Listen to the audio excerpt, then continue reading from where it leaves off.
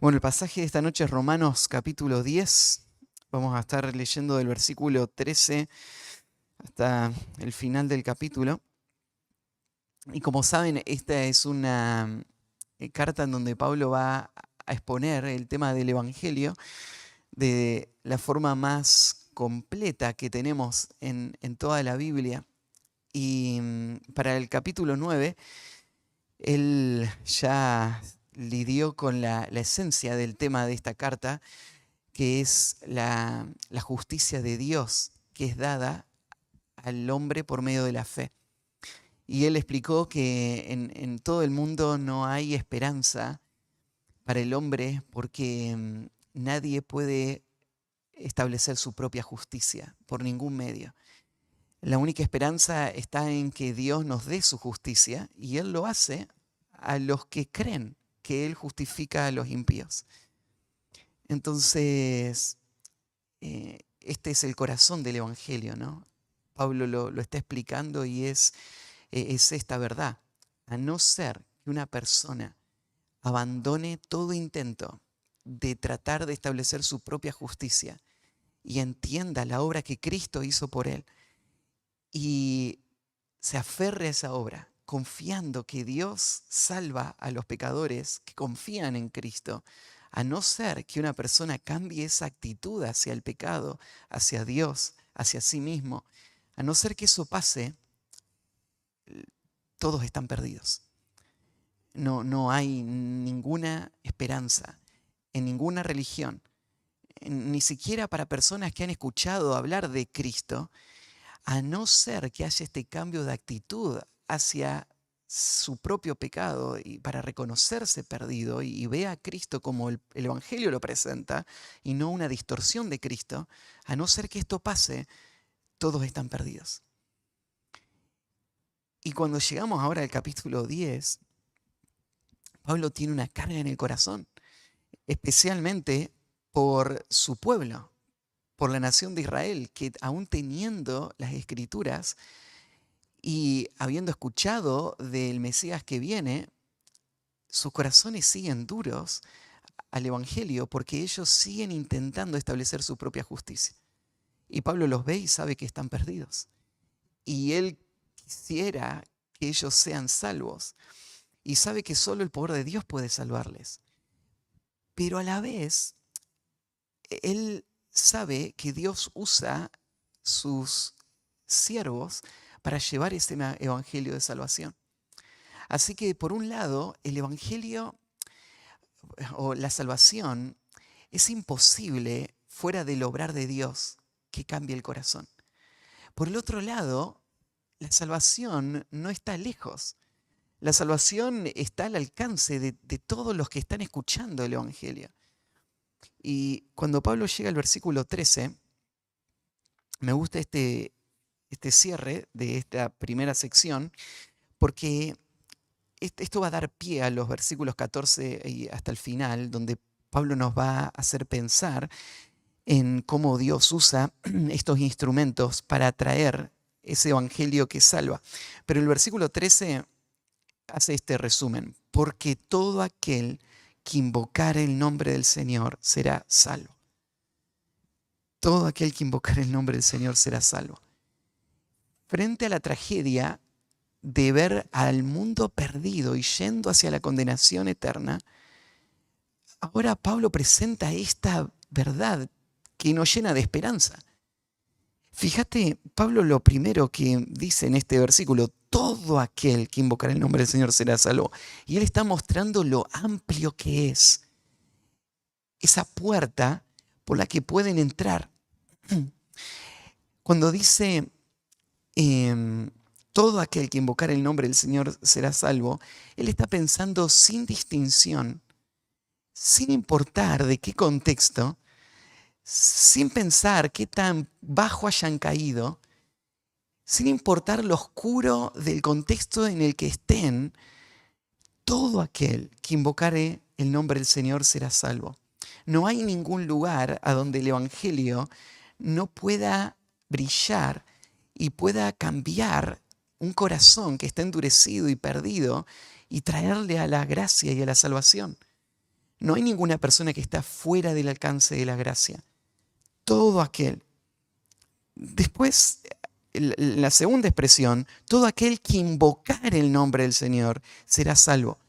En esta segunda expresión, primero Pablo muestra, no hay ningún lugar tan oscuro donde el Evangelio no pueda brillar, pero después muestra cuál es el camino para la salvación, invocar el nombre del Señor. Y cuando Pablo explicó antes cómo el mundo pagano está pensando en la salvación como algo que es su propio mérito alcanzar, y ahora Pablo muestra, es algo tan simple, porque nadie puede ser salvo por sus propios medios. Pero la obra de Cristo hace el Evangelio, hace la salvación accesible a toda persona, que lo único que tiene que hacer para ser salvo es invocar el nombre del Señor. Es simplemente eso, ¿no? Claro, vos entendés que atrás de esto hay un obrar de Dios. Nadie va a poder invocar a menos que el Espíritu Santo esté obrando en su corazón. Pero Pablo no está pensando en todo esto. Pablo está pensando en este lado simple del Evangelio. Solamente hace falta que la persona clame al Señor y Él no se va a perder. No va a ir al tormento eterno. Él va a ser salvo. Y termina con esta afirmación, esta promesa: todo aquel que invocar el nombre del Señor será salvo. No es estará más cerca de la salvación, no es podría ser que alcance la salvación, sino que hay una garantía acá, hay una promesa: va a ser salvo. Esta es la promesa del cielo para toda persona que invoca el nombre del Señor. Entonces, Pablo parece hacer el Evangelio algo tan sencillo. Él muestra, no hay nadie que esté fuera del alcance del Evangelio. No hay nadie, ¿no es cierto?, que sea demasiado cerrado para el Evangelio, o demasiado pecador para el Evangelio, o demasiado lejano para el Evangelio, sin importar. Lo único que esa persona tiene que hacer es clamar al Señor, y esté donde esté, en cualquier situación. Puede estar volando en un avión, puede estar sentado en una plaza, puede estar en una cama de hospital a punto de morir. Todo aquel que invoca el nombre del Señor, que clama al Señor, como una persona perdida, gritando por auxilio, creyendo en que Dios es capaz de salvarle, y la promesa viene, va a ser salvo, no se va a perder, va a tener salvación eterna. Y entonces, a partir de esa verdad, es que Pablo ahora comienza en el versículo 14 a enfocar el método que Dios usa para que personas, cualquier persona, invoque el nombre del Señor y sea salvo. Y el método es personas que les prediquen. Y dice entonces el versículo 24, ¿cómo pues invocarán a aquel en el cual no han creído? ¿Y cómo creerán en aquel de quien no han oído? ¿Y cómo irán sin haber quien les predique? ¿Y cómo predicarán si no fueren enviados? Como está escrito, cuán hermosos son los pies de los que anuncian la paz, de los que anuncian buenas nuevas. Mas no todos obedecieron al Evangelio, pues Isaías dice, Señor, ¿quién ha creído a nuestro anuncio? Así que la fe es por el oír y el oír por la palabra de Dios. Pero digo, ¿no han oído? Antes bien por toda la tierra ha salido la voz de ellos, y hasta los fines de la tierra sus palabras. También digo, ¿no han conocido esto Israel? Primeramente Moisés dice, yo os provocaré a celos con un pueblo que no es pueblo, con pueblo insensato os provocaré a ira. E Isaías dice resueltamente, fui hallado de los que no me buscaban, me manifesté a los que no preguntaban por mí.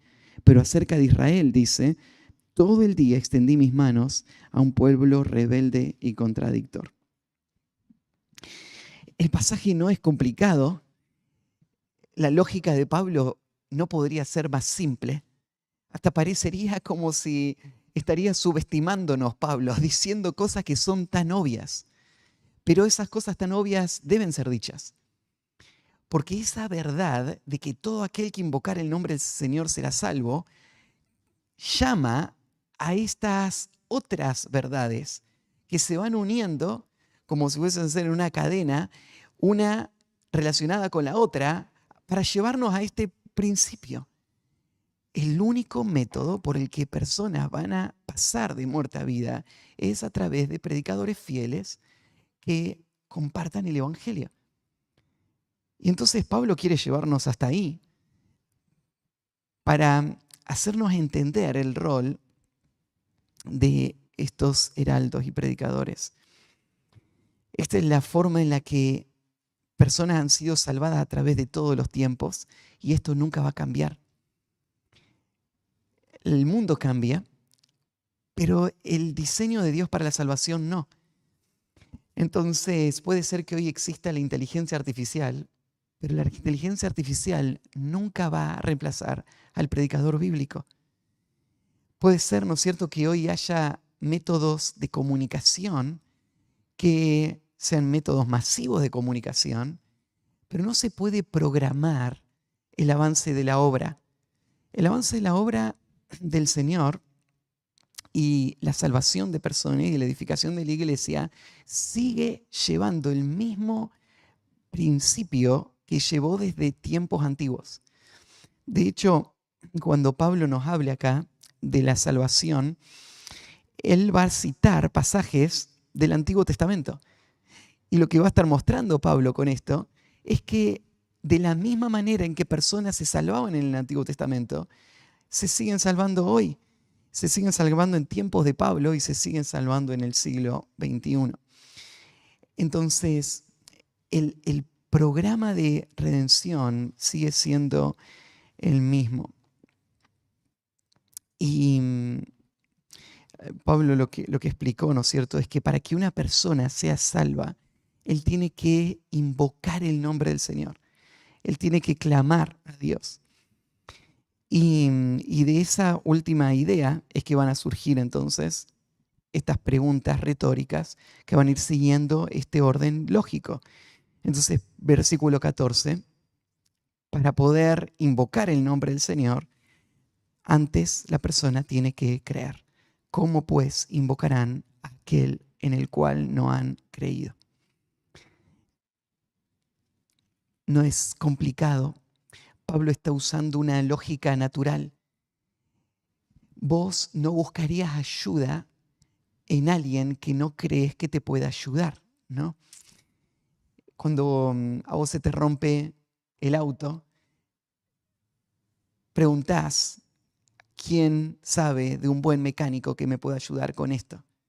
No llevarías tu auto a que lo arregle un panadero, ¿no? Porque no sabe de mecánica. Vos pensás, el que me va a ayudar, a él voy a ir para buscar ayuda. Y esto es verdad en todos los órdenes, ¿no? Y Pablo lo está usando como un argumento para mostrar cómo es que personas invocan el nombre del Señor. Personas invocan el nombre del Señor no solamente cuando se ven en necesidad de un Salvador, sino cuando ven que Cristo es capaz de salvarles. Hay cosas que la persona tiene que saber que Cristo es capaz de salvarle para poder invocar el nombre del Señor. El domingo, cuando estudiábamos el pasaje de 2 de Corintios, veíamos que Pablo entendía que su tarea era convencer a la gente, era persuadirles. Para persuadirles, lo que él usaba era la Escritura, pero lo que él hacía era demostrar a la persona que Cristo es capaz de salvarles. Claro, la obra de fe, o sea, el que una persona pueda creer, es algo que Pablo no puede crear en el corazón. Pero el persuadir apunta a esto mismo que está diciendo él acá. La persona no va a clamar a Dios hasta no haber sido convencida no solamente de que él está perdido y necesita un Salvador, sino de los méritos de Cristo para poder hacer esa obra de salvación. Entonces él tiene que saber quién es Cristo, él tiene que saber qué ha hecho Cristo por él y él tiene que ver esa realidad para entonces poder hacer lo que va a salvarle. Lo único que él necesita para ser salvo es ese clamor, es ese pedido de auxilio. Entonces, para invocar el nombre del Señor, debes antes creer. Lo próximo que va a decir es, para creer en la salvación del Señor, antes debes oír. Y entonces, ¿cómo creerán en aquel de quien no han oído? Entonces, esta confianza que va a haber en que Cristo es capaz de salvarme, va a venir solamente a través de el conocimiento de quién es Cristo, el conocimiento de su persona y su mensaje, y su obra, perdón.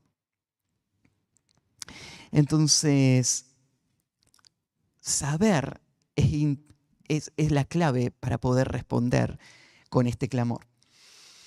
Entonces, esto nos lleva a dos cosas. Primero, yo estaba la semana pasada ahí en Chaquita, hablando con los pastores, y hablamos sobre el Evangelio y la necesidad de la predicación del Evangelio. Y les decía, hace 80 años, cuando llegó la señorita Sofía, nadie acá había escuchado el Evangelio. ¿Saben lo que quiere decir? Todas las generaciones que pasaron antes de esta, sin número, sin saber de dónde vinieron y cuánto tiempo estuvieron acá, todas esas generaciones, todas esas, se perdieron. Están todos en el infierno. ¿Por qué están todos en el infierno? Es lo que Pablo está diciendo acá. Se necesita oír para poder creer, para poder confiar. Y se necesita confiar para poder clamar. Sin un clamor informado de quién es el Salvador y cómo es que el Salvador salva, no es posible la salvación. Entonces esto es lo que tenés que saber. Yo decía la semana pasada, hay personas vivas en este momento que nunca escucharon acerca de Cristo.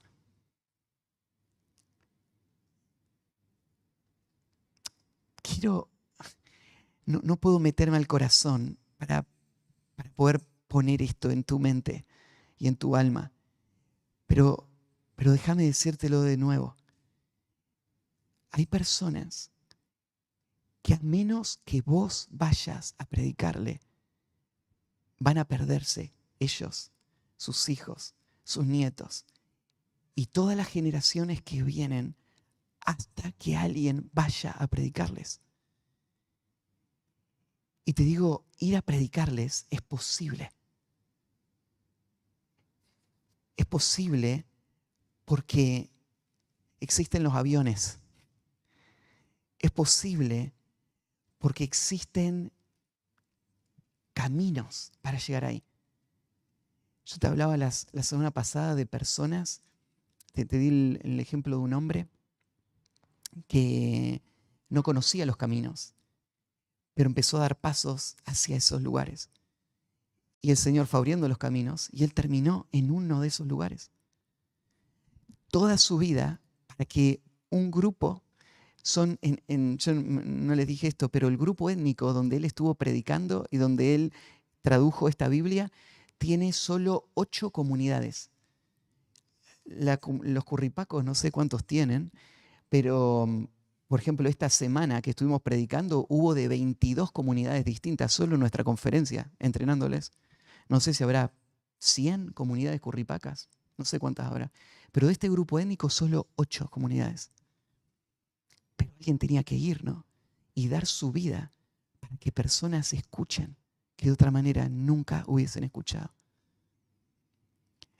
Entonces, esta matemática simple, Pablo la está diciendo para que vos conectes los puntos en tu mente y pienses, alguien tiene que hablarles y explicarles para que ellos puedan responder. Ahora, si yo voy y les hablo, ¿significa que ellos se van a convertir? No necesariamente. Vamos a leer en los próximos versículos. No todos respondieron al anuncio. Pero si nadie va y le predica, todos se van a perder. La única chance que ellos tienen es que alguien lleve el mensaje.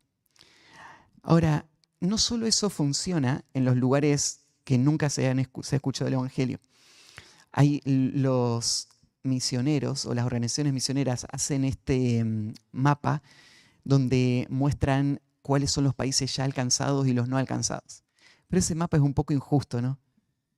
Porque, no sé, hoy, después de un mes afuera, estoy tratando de pasar un poco de tiempo con la familia, ¿sí? Y hoy hicimos una salidita. Y mientras estábamos ahí compartiendo con la familia, me puse a charlar con un hombre que ha investigado mucho y se siente bastante seguro en todo lo que sabe del mundo científico, pero tiene las ideas más absurdas que podrías escuchar. Él se cree cristiano, lee el Nuevo Testamento y me decía, yo creo mucho en la Trinidad. El Padre es Dios, el Hijo es la humanidad y el Espíritu Santo es la comunidad global. Eso es lo que él creía, ¿no es cierto? Decir que Argentina es un país alcanzado porque ya está el Evangelio es pasar por alto toda la confusión que hay ahí afuera en cuanto al Evangelio. Gente que ha escuchado algo, pero está tan torcido, tan enredado, que no hay chance que ellos se conviertan con eso que están pensando. ¿Cuántas sectas están ahí afuera? Incluyendo, ¿no es cierto?, a la Iglesia Católica, que ha distorsionado el mensaje del Evangelio a un punto en donde la persona no puede entender la justificación de la que Pablo está hablando en Romanos. Cuánto pseudo-cristianismo, falso cristianismo, ¿no? Cuánto del movimiento carismático cargado de falsos evangelios, como el evangelio de la prosperidad o el evangelio de la palabra de fe. ¿Cuánto de eso hay ahí afuera? Y entonces eso se aplica a nosotros. Esa gente no puede ser salva a menos que escuche. Y lo que tiene que oír para ser salva es la verdad. Lo que tiene que oír es la leche espiritual no adulterada, ¿no? Lo que tiene que recibir es la verdad de quién es Cristo y de la obra de Cristo. Entonces, eso se aplica para una tribu que nunca escuchó y eso se aplica para la gente que cruzamos todos los días. Si no escuchan, no pueden ser salvos. Y vos tal vez has pensado, bueno, sí, la gente alrededor mío ha escuchado muchas veces. No lo creas. Lo que ha escuchado la mayoría de la gente que te cruzas todos los días jamás le podría salvar. Porque es una distorsión tan grande y trae una confusión tan grande que ellos están en Romanos 10, 14. ¿Cómo van a invocar si no escuchan, si no creen? ¿Y cómo van a creer si no escuchan? El tercer paso, para oír el mensaje de salvación, alguien les tiene que predicar. ¿Y cómo oirán sin haber quien les predique? Y acá viene esta tarea, ¿no es cierto?, del predicador. Y Pablo lo pone no como en un lugar secundario y opcional, sino como en el curso de la única salvación posible. O sea, si la salvación depende de que una persona invoque el nombre del Señor, eso va a requerir que crea, que escuche, que se le predique. Él lo pone en este curso de lo inevitable, de lo absolutamente necesario, requerido para la salvación. Sin predicador no hay salvación. No hay otra forma, no hay otro camino, solamente la predicación.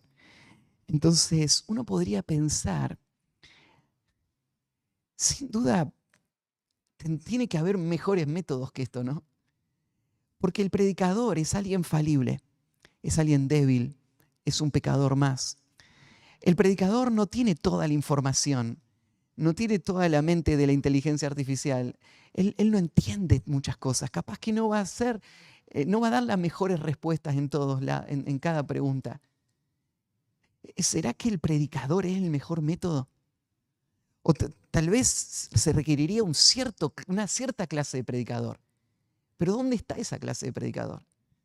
Tal vez alguien pensaría, bueno, hace falta alguien que sí ha sido entrenado y sí está calificado.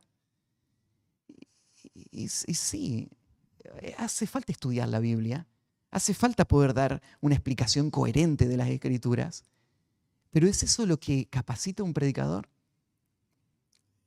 Hace años que estudio la Biblia, pero cada vez que voy a predicar el Evangelio, siento esa misma vocecita que me dice, no estás preparado todavía. La siento desde que era un adolescente. Y cuando me daba miedo pararme frente a gente y predicarle el Evangelio, me la acuerdo muy bien. Y la sigo sintiendo hoy. Y la pregunta es, ¿cuándo vas a estar preparado para predicar? ¿Cuándo va a ser suficiente? Bueno, el enemigo querría que nunca te sientas suficientemente preparado. La Biblia pone al predicador ahí en el centro, no porque él sea el instrumento perfecto o él sea el secreto para la salvación de las personas, sino porque Dios eligió la locura de la predicación para mostrar su poder en la salvación. Entonces él agarra a alguien débil, a alguien que no sabe todo, a alguien que tiene temor y le dice, habla. Y esta persona habla y es el poder de la palabra y es la obra del Espíritu Santo la que hace lo que ningún hombre puede hacer. No es que el predicador salva a las personas con su capacidad o elocuencia, es Dios el que salva. Entonces, sin haber quien les predique, acá la palabra predicar significa literalmente proclamar. Significa simplemente decir la verdad que hemos escuchado. Y de eso se trata la evangelización. No se trata de aprender una técnica, no se trata de tu capacidad de convencer a alguien, no se trata del tono de voz o de la insistencia, se trata del poder de la palabra. Y por eso lo que hace el predicador es simplemente largarla, como si fuese a ser un león salvaje, ¿no es cierto?, que vos liberás de la jaula y le abrís la puerta a la Escritura y la Escritura va y hace su obra. La Escritura va a obrar en los corazones, no por cómo vos la digas, sino por su naturaleza propia. Ella es poderosa y entonces ella salva. Así que si uno piensa, entonces lo único que hace falta es hablar del Evangelio. Y el Evangelio es algo muy simple. Vos podrías resumir el Evangelio como Pablo lo hizo, por ejemplo, ahí en 1 Corintios capítulo 15, cuando dice que el Evangelio es lo que recibimos y lo que les dimos, ¿no? Que Cristo Jesús murió por nuestros pecados conforme a las Escrituras, que fue sepultado y resucitó al tercer día conforme a las Escrituras. ¿Quién es Cristo? ¿Qué es lo que hizo? Su obra en la cruz, la muerte en nuestro lugar, su victoria sobre el pecado, sobre la muerte, la resurrección. Esto es el corazón del Evangelio. Si vos tenés eso, tenés todo lo que hace falta para que una persona sea salva. Bueno, implicando que vas a hacer un llamado a que la persona responda a esa verdad. Tenés todo lo que se necesita para que una persona sea salva. Claro que si vos querés todo el Evangelio, bueno, tenés la Biblia de tapa a tapa, ¿no? De eso se trata toda la Escritura, de Cristo, de su persona y de su obra. Entonces, claro que vos vas aprendiendo cada vez más para poder cada vez de mejor manera explicar todas las dimensiones del Evangelio. Y eso lo vas a hacer. Pero el Evangelio en sí es solo eso, ¿no? Y esto es lo que Pablo dice, lo que hace falta es un predicador. Simplemente alguien que abra su boca y diga la verdad del Evangelio. Entonces, el domingo hablábamos de esto y decíamos, el Señor nos dio esta tarea y un día vamos a rendir cuenta. No vamos a rendir cuenta por nuestra influencia, el ministerio, el tamaño del ministerio. Vamos a rendir cuenta por haber hecho esta tarea, de ser un heraldo fiel del mensaje del Evangelio. Entonces, el domingo hablábamos de la motivación para el ministerio y veíamos, es este sentido de responsabilidad. El Señor me mandó a hacerlo y lo voy a hacer, simplemente porque Él dijo que había que hacerlo. Y lo segundo es el amor que Cristo tuvo por mí y que ahora me empuja a decir, ¿qué voy a hacer ahora por Él? Él está haciendo esta tarea, Él está edificando la iglesia y yo ahora tengo que ser su instrumento. Fuera de mi boca, fuera de mis manos, No hay un plan B. La iglesia va a ser edificada con mi ministerio. Entonces yo voy a hacerlo. Y lo voy a hacer por amor a Cristo. Y lo voy a hacer, podríamos hoy pensar en esta otra motivación, por amor a las almas. Cuando Pablo está haciendo este argumento, él está pensando en lo que dijo en el versículo 1. Ciertamente el anhelo de mi corazón y mi oración a Dios por Israel es para salvación. Él está pensando, lo que más deseo es que Israel sea salvo. Daría cualquier cosa por esto. Lo único que hace falta es que ellos invoquen el nombre del Señor y por eso es que Él va a predicar. Él va a predicar porque Él quiere que Israel sea salvo. Entonces podríamos entender de todo este contexto la motivación de Pablo para predicar el Evangelio es la compasión. Él realmente ama a estas personas. A Él no le da lo mismo que se pierdan o no. Ahí en Jonás, capítulo 1, cuando Jonás está huyendo de la presencia de Dios y viene la tormenta, te confronta esta situación. Acá hay un hombre que sabe que está escapando de Dios. Sabe que esta tormenta vino por su culpa y sabe que Dios está castigándolo a él, haciendo que el barco está a punto de hundirse. Y lo que hace es, se va al fondo del barco y se acuesta a dormir. Lo que él está esperando es su muerte. Vos lo sabés porque después cuando le preguntan qué tienen que hacer conmigo, lo que él dice es tírenme. Porque yo voy a morir, no hay ninguna duda, porque yo estoy siendo rebelde a Dios y no me quiero arrepentir. Entonces, o todos van a morir o yo solo voy a morir. Pero yo voy a morir sin duda. O sea, Jonás cuando se fue al fondo del barco, lo que él estaba pensando es, todos vamos a morir. Y ponete a pensar en eso. A este hombre no le importa que todo ese barco muera. Es un hombre totalmente endurecido. No tiene nada de compasión. Él solamente quiere que Nínive sea destruida y no le importa que toda esa tripulación muera. Y la tripulación se da cuenta de eso con esta pregunta. Cuando le pregunta ahí en Jonás 1:6, cuando lo van a despertar, ¿qué tienes, dormilón? Levántate y clama a tu Dios, quizás Él tendrá compasión de nosotros y no pereceremos. ¿Cómo podés dormir estando a punto de que este barco se hunda y todos perezcamos? Si no te importa morir, al menos orá para que nosotros no muramos. ¿Y viste esa pregunta que le hace? ¿Qué tienes, dormilón? Levántate y clama a tu Dios. Si el mundo sabría lo que nosotros sabemos, ¿qué es lo que nos diría? ¿Qué es lo que nos diría nuestro almacenero cuando vamos a comprar, nuestro vecino? ¿Qué es lo que nos diría si él sabría que nosotros creemos que él va a ir al infierno y que no nos importa? ¿Qué nos diría? Tal vez nos diría esto, ¿no? Levántate, dormilón, y clama a tu Dios para que no perezcamos todos. Claro, Él no sabe lo que vos sabés. Entonces Él está cómodo con su forma de vida. Pero nosotros sí lo sabemos. Nosotros sí sabemos que ellos están pereciendo, que el barco se está hundiendo, que todos van a morir y que vos tenés lo que puede salvarles. El mensaje de salvación, la predicación, las palabras del Evangelio. Entonces,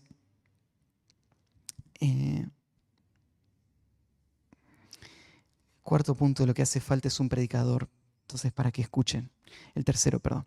El cuarto, para que el mensaje sea predicado, los obreros deben ser enviados. Y aquí es donde todo se cierra, porque acá es del punto de partida. La salvación es del Señor.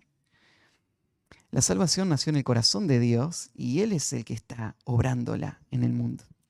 Así que Él es el que inició todo, no es una iniciativa nuestra, no es que nosotros nos ponemos de acuerdo, vamos a salir a predicar. sino que nosotros estamos respondiendo a las órdenes de marcha del general. La palabra acá enviado tiene que ver con esto de haber recibido una comisión por la que somos responsables. Ser enviado en el sentido que se dio una tarea específica por la que se va a rendir cuenta. Bueno, nosotros sabemos que fuimos enviados. Acá Pablo está haciendo la pregunta, ¿cómo van a salir si no fueron enviados? ¿Qué se les ocurrió a ellos salir? ¿Es una iniciativa propia salir? ¿No sería ingenuo salir asumiendo que vos vas a poder salvar a las personas? No es ingenuo porque esto es lo que pasó primero. Primero vino el enviar y después vino el predicar. Entonces el que está predicando no está predicando porque quiere predicar, está predicando porque fue llamado a predicar. Se le dio la tarea de predicar. A él no se le ocurrió predicar. Entonces, lo que Pablo está asumiendo es que todos hemos sido enviados. Y esto aparece, ¿no es cierto?, en todos los pasajes de los evangelios que muestran este llamado de Cristo, en el pasaje de Hechos y desparramado por todo el Nuevo Testamento, ¿no?, en donde Dios está enviando personas.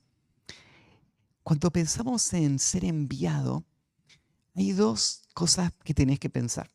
Hay un aspecto de ser enviado que es el aspecto específico.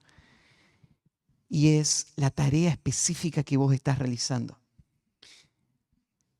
Todo creyente tiene que vivir con un sentido de propósito y de llamado especial, no solamente general. Porque Dios no solamente tuvo un llamado general para todos, Dios tuvo una tarea para cada uno. Mi pregunta es, ¿cuál es la tarea que el Señor te encomendó a vos? Yo no sé todo lo que Dios tenía para mí. No sé cuántos años voy a vivir, no sé qué más el Señor me va a dar para hacer. Pero estoy convencido que donde estoy hoy, lo que estoy haciendo cada día hoy, no lo estoy haciendo por iniciativa propia.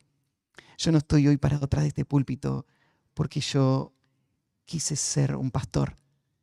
Yo estoy parado atrás de este púlpito porque fui enviado a esta tarea. Yo fui enviado a la tarea que estoy haciendo hoy. Así como cada creyente en cada ámbito en donde está, tiene que entender, yo fui enviado a esta tarea. Entonces, ya sea, si vos estás yendo a trabajar solo para ganar dinero para tu familia, entonces es pecado ir a trabajar de esa manera. Todo lo que vos no haces para la gloria de Dios, en obediencia al llamado de Dios, es pecado. ¿Sí? Cada cosa que vos haces, tenés que hacerla con este sentir de llamado. Yo fui llamado a esta tarea. Entonces, cuando vos estás yendo a trabajar, por ejemplo, vos tenés que estar pensando, yo fui llamado a este campo misionero. Yo fui llamado a esta actividad. Claro, probablemente el Señor tenga cosas que todavía no ves. Y yo te decía, tal vez alguno de ustedes tenga que pensar si el Señor no le llamó a dejar todo lo que está haciendo para ir a los lugares donde el Evangelio no llegó. O sea, si todos pensamos, mi llamado es estar levantando paredes, si todos pensamos eso, ¿quién va a ir a ese lugar donde no llegó nunca el Evangelio? Nadie. Obviamente el llamado del Señor incluye sacarte del lugar donde vos estás. Ahora, todos nosotros tenemos que vivir de acuerdo a un llamado de Dios y no de acuerdo a la conveniencia, no de acuerdo a la comodidad, no de acuerdo a mis intereses. Todos tenemos que vivir de acuerdo a un llamado de Dios. Ese es el llamado especial, el llamado específico. Y después está el llamado general. El llamado general es todos los mandatos de la Escritura son para todos nosotros. Y entonces hacer discípulo a todas las naciones es para cada uno de nosotros. Y eso significa esto. Cada día tenemos que hacer todo lo que esté a nuestro alcance para presentar perfecto en Cristo Jesús a todo hombre. Tenemos que orar para la Gran Comisión. Tenemos que dar para la Gran Comisión. Tenemos que hacer la tarea de la Gran Comisión. Entonces, si no fueran enviados, tiene este sentido de responsabilidad. El Señor nos ha enviado. Y bueno, y termina, eh, después de pasar por toda esa serie de consecuencias lógicas, ahora te dejó con esta responsabilidad, pero te equipa para salir a esa tarea con un entendimiento un poco más específico de cómo es la tarea de él que sale a evangelizar. Versículo 15. Como está escrito, cuán hermosos son los pies de los que anuncian la paz, de los que anuncian buenas nuevas. Acá Pablo está haciendo una cita de Isaías 52, en donde Isaías está pensando en la restauración de Israel y las buenas nuevas que venían de Babilonia, de la restauración del pueblo físico, natural de Israel. Pero Pablo está tomando ese cuadro y está proyectando esa imagen, porque lo que pasó con Israel es solamente parte de ese plan más grandioso que Dios está llevando a cabo de la redención de este mundo. Entonces él está tomando ese cuadro y está pensando ahora en el predicador que está anunciando salvación a este mundo. El reino se acerca, el Mesías ya vino, Él ofrece salvación a todo aquel que invoque su nombre. Así que él está pensando ahora en ese cuadro y cuán hermosos son los pies. Él está mostrando de todo lo que un hombre puede hacer en esta vida. No hay nada más trascendente, no hay nada más valioso, no hay nada más importante que podamos hacer que anunciar el Evangelio de la paz. Esa es la tarea. Todo lo demás es complemento. A veces hablábamos acá en el grupito de una de esas mentiras que viene a nuestra mente, es no tengo tiempo para predicar el Evangelio, ¿no? Qué engaño de Satanás. Tan ocupado que abandonamos lo que es más precioso en esta vida. Cuando tu vida termine, vas a poder reconocer que no hubo nada más precioso en esta vida que haber hablado el Evangelio. Y no hay nada más trascendente en esta vida que estar rodeado de las almas que fueron ganadas por el Evangelio que fue predicado. Vos vas a darte cuenta qué tiene verdadero valor y vas a afirmar este versículo. Lo más precioso son los pies de los que anuncian la paz. Pero no hay que esperar hasta el último día de la vida para creerlo. Hoy tenés que creerlo. Y hoy tenés que abrazarlo. Hoy tenés que abrazar esta tarea como la tarea central de tu ministerio. Es anunciar la paz. Es anunciar el Evangelio. Los que anuncian buenas nuevas. Entonces te habla del valor de esa tarea, pero mira el versículo 16, te contrasta esto con otro lado de esta moneda. Porque si bien es muy valiosa esta tarea, no siempre te remunera inmediatamente. No siempre se percibe el valor de esa tarea en el momento, o uno cosecha el fruto de esa tarea en el momento. Mas no todos obedecieron al Evangelio. Pues Isaías dice, Señor, ¿quién ha creído a nuestro anuncio? Te está preparando Pablo para que pienses esto. Si predico y nadie se convierte, entonces ¿para qué sirve que predique? Bueno, cuán hermosos son los pies de los que anuncian la paz. Esto es verdad, se conviertan o no se conviertan las personas, ¿no? Que personas solo pueden salvarse a través de predicadores, esto es verdad, reciban o no reciban el mensaje. Porque hay una responsabilidad de cada persona frente a la predicación del Evangelio. Entonces, no anula todo lo demás, pero te prepara para el rechazo. ¿Cuántas personas te van a rechazar? Si tomas en cuenta Isaías, puedes esperar que la mayoría te rechacen, ¿no? Y de Isaías, no todos obedecieron el Evangelio. Isaías dice, Señor, ¿quién ha creído a nuestro anuncio? Y esa es una pregunta retórica para alguien que no encuentra a muchos, ¿no? Entonces, si algún día vos terminás toda tu vida, después de haber sido fiel como un heraldo del Evangelio, predicando y cumpliendo esta tarea, y algún día vos te encontrás haciéndose esta pregunta, ¿quién recibió a Cristo? No puedo presentar grandes informes a la iglesia que me envió. No tengo números que mostrar, ni sé si hubo alguno. Tal vez no hubo nadie. ¿Quién? ¿Pero eso anula el poder del Evangelio? ¿Eso anula la necesidad de predicar el Evangelio? No, para nada. No todos obedecieron. ¿Quién ha creído a nuestro anuncio? Pero versículo 17, así que la fe es por el oír, y el oír por la palabra de Dios. El principio sigue intacto. Necesitan escuchar. ¿Quién va a creer? Eso no es algo que yo pueda hacer. Yo no estoy en el negocio de producir fe. Yo estoy en la tarea de predicar para que Dios obre en salvación. Y la fe es por el oír, y el oír por la palabra de Dios. Entonces esa es mi misión, llevar la palabra de Dios para que Dios obre en los corazones y traiga esa fe salvadora que solo viene cuando escuchan la palabra de Dios. Versículo 18. Cuando vos estés predicando, tal vez haya algún momento en donde vos digas, pero todo esto va a fracasar. Nadie se está convirtiendo. Soy un loco perdido por ahí y esto no va a tener gran trascendencia. No lo creas. Tal vez en algún momento vos te veas solo predicando y muchos abandonando o no creyendo, endureciéndose. Pero no te creas que este evangelio no ha producido ningún fruto. Mira el versículo 19. Perdón, versículo 18. ¿No han oído? Antes bien, por toda la tierra ha salido la voz de ellos. ¿Quiénes ellos? Los misioneros, los heraldos. Salieron a todo el mundo.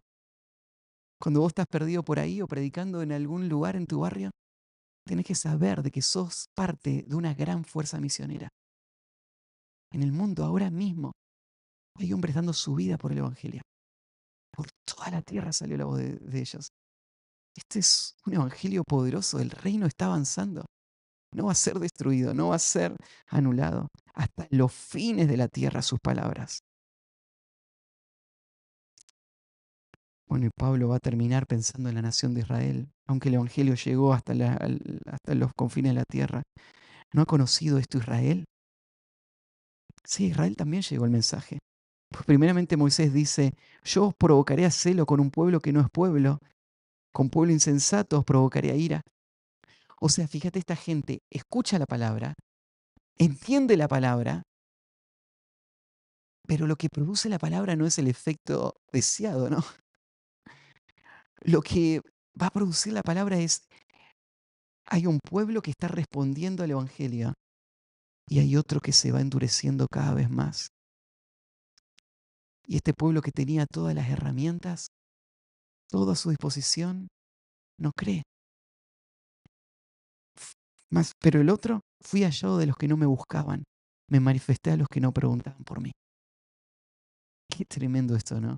Que Dios salve a los que no lo estaban buscando, a los que no preguntaban por Él. Justo estoy volviendo de la selva y tengo todo eso muy fresco en mi mente, ¿no? Y pienso en el ministerio de la señorita Sofía. Pienso en estos 50 años de ministerio que produjeron 400 iglesias y una obra de expansión tremenda con el ministerio de una mujer que llevó el evangelio a esos lugares. Mientras que a la misma vez, lo que estoy predicando ahora no es distinto a lo que la señorita Sofía predicaba, ¿no? Pensar en nuestro contexto. Hay más bien indiferencia, dureza del corazón. Y de repente hay un contexto que parecería totalmente improbable, inimaginable, y la palabra del Evangelio llega y eso se disemina por todos lados, ¿no es cierto? Y ¿Qué es esto? Esto es el poder de Dios para salvar. Cuando vos estés predicando, no dudes del poder de ese mensaje. Este evangelio está saliendo por todo el mundo. Claro, hay muchos que se están endureciendo, pero eso no niega la eficacia del evangelio. Eso muestra la dureza del corazón. Y cuando vemos el poder de Dios trayendo avivamiento y crecimiento, nos gozamos en eso. Acerca de Israel dice, todo el día extendí mis manos a un pueblo rebelde y contradictor. Sé que esto me hizo pensar también en este otro lado. Claro que sería hermoso que el Señor nos deje ver un avivamiento como el que Él hizo en otras épocas, en otros lugares, o aún en nuestro tiempo en otros lugares. Mucha gente arrepentida, llorando por su pecado, clamando a Cristo. Sería precioso, ¿no? Pero ¿qué tal si el Señor tendría para alguno de nosotros, o para todos nosotros, esta última expresión? Extender nuestras manos a un pueblo rebelde y contradictor. No sería distinto a lo que Dios mismo hace. Sería una forma de mostrar el Evangelio en su expresión más clara. Porque, ¿cómo es el corazón de Dios? Es esto. Es un Dios extendiendo sus manos hacia un pueblo que va a seguir duro y que le rechaza. Israel es un testimonio hasta el día de hoy. Israel está sufriendo las consecuencias de su pecado hoy. Y nos duele ver todo lo que está pasando ahí en Franja de Gaza y todo ahí alrededor de Israel. Pero la realidad es que este es un pueblo rebelde y contradictor. No se arrepiente. No quiere aceptar a su Mesías. Y aún así Dios extiende sus manos. Aún no fueron aniquilados. Y Dios tiene un futuro para ellos. Y bueno, esto es el mensaje, esta es la tarea que el Señor nos dio para hacer. Predicar el Evangelio. Y yo les decía al principio, nada de esto es nuevo. Ya lo sabemos bien. Que el Señor nos conceda creerlo y vivirlo con la simplicidad con la que Pablo nos lo dijo. Prediquen la palabra. Oramos. Padre, no nos dejes ser oidores olvidadizos. Ayúdanos a volver a casa, a hablar con nuestras familias, a hablar, Señor, en nuestras reuniones de rendición de cuenta, aún ahora, terminando este tiempo, hablar entre nosotros para confesar, para buscar tu gracia, para clamarte a ti, Señor, que cambies nuestro corazón, que cambies nuestra agenda. Y Señor, si no tenemos la valentía y la firmeza para tomar decisiones, para cambiar nuestra agenda, para enfocarnos en predicar, cámbiala tú. Frena lo que está absorbiendo nuestro corazón y enfócanos de nuevo. Ayúdanos, Señor, a hacer esta tarea preciosa. Ayúdanos, Señor, a afirmar nuestro corazón en estas convicciones para que no terminemos nuestra vida y miremos atrás con dolor y arrepentimiento cuando ya sea demasiado tarde. Ayúdanos a hacer que nuestra vida cuente para tu obra. Ayúdanos, Señor, a hacer tu voz a este mundo. Y, Señor, trae tú el fruto que tú quieras dar. Edifica tu iglesia para tu gloria. Te agradezco, Señor, por estos hombres, porque sé que en sus corazones también tu espíritu ha estado trabajando. Y, Señor, veo en sus ojos y en sus vidas corazones dispuestos, sinceros, Señor, muchos de ellos han dado pasos de fe y de compromiso y están luchando cada día por mantenerse diligentes. Señor, ayúdanos a unirnos en esta tarea. Ayúdanos, Señor, a seguir creciendo. Y guarda nuestros corazones para que tu iglesia pueda brillar en nuestra generación. Gracias, Señor, por esto. Gracias por el tiempo que vamos a compartir ahora también, de social, de los alimentos que vamos a disfrutar. Gracias, Señor, por tu gracia, tu misericordia en nuestras vidas. Te encomendamos el regreso a casa también. En nombre de Cristo Jesús. Amén. Muy bien.